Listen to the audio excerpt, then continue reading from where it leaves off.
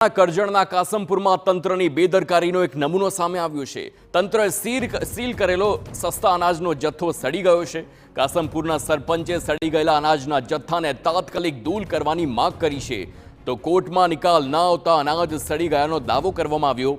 Seal કરેલો જથ્થો 5 વર્ષ સુધી પડી રહ્યો હતો। સંવાદદાતા અંજલિ ઓઝા ફોનલાઈન પર છે। અંજલિ, શું છે આખો આ મામલો? અનાજ સડી ગયું છે અને કોર્ટમાં કેસ ચાલતો હતો, વધુ વિગતો?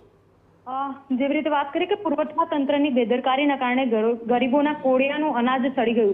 1000 લોકોનું કોઈ ગામ 100 દિવસથી વધુ ખાઈ શકે રોટલી તેટલા ઘઉં, 1 મહિનો ચાલે તેટલા ચોખા, 2 મહિના ચા પીવાય તેટલી ખાંડ અને 100 દિવસ દાળ શાકમાં ચાલે તેટલું મીઠું સહિતનું અનાજ તંત્રની નિષ્કાળજીના કારણે સડી ગયું છે।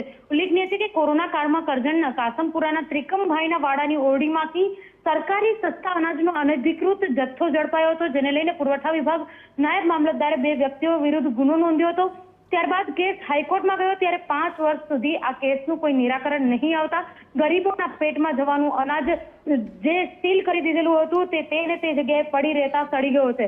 ખૂબ જ દુઃખદ વાત છે કે એક તરફ સરકાર લોકોને મફત અનાજ પહોંચાડવાની વાત કરે છે, બીજી તરફ કેસના કારણે તેનું નિરાકરણ નહીં આવતા હજારો લોકોનું જે ગરીબો છે તે લોકોના પેટમાં જતો જે આ અનાજ છે તે સડી ગયું છે। હવે તંત્ર આ મુદ્દે કેવી રીતે કાર્યવાહી કરે છે તે જોવું પણ તેટલું જ મહત્વનું છે। પોલીસ અને વહીવટી તંત્ર દ્વારા મામલતદારે ગુનો નોંધી અને અનાજના જથ્થાને સીલ કરાવ્યો હતો, ત્યારે આ બાજુમાં આવેલા ઘરોમાં જે અનાજમાં રહેલી જે જીવાતો છે તે લોકોના ઘરમાં ઘૂસી જાય છે, તેના કારણે પણ લોકોને ભારે મુશ્કેલીનો સામનો કરવો પડી રહ્યો છે। ત્યારે હવે તંત્ર પોતાની આંખો ક્યારે ખોલે છે અને આજે સડી ગયેલું અનાજ છે તેનો નાશ ક્યારે કરે છે તે જોવું પણ તેટલું જ અગત્યનું છે। જી આભાર અંજલિ, સમગ્ર માહિતી બદલ।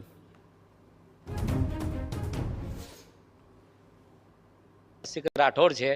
મારા ગામમાં 4-5 વર્ષ પહેલાં જે સસ્તા અનાજની દુકાન આવેલી હતી, જેને વહીવટી તંત્ર અને પોલીસ દ્વારા જે સીલ કરવામાં આવી હતી, તે અત્યાર સુધી એ જથ્થો દૂર કરવામાં આવેલો નથી અને જેમાં જીવડાને એટલી જ બધી દુર્ગંધ મારે છે, જ્યાં નજીકમાં આવેલા ઘરોવાળાની હાલત બહુ ખરાબ છે અને વહીવટી તંત્રને મારી એટલી વિનંતી છે કે વહેલી તકે આ જથ્થો તેથી નિકાલ કરી દૂર કરવામાં આવે અને ગામમાં જે દુર્ગંધ મારવાથી જે બીમારી થશે તો એનું જવાબદારી કોણ લેશે? એટલે મારી વહીવટી તંત્રને એટલી વિનંતી છે વહેલી તકે આ જથ્થો આમાં મૌખિક મારી મામલતદારશ્રીને રજૂઆત કરવામાં આવેલી હતી, અમારી બીજી લેખિતમાં કોઈ રજૂઆત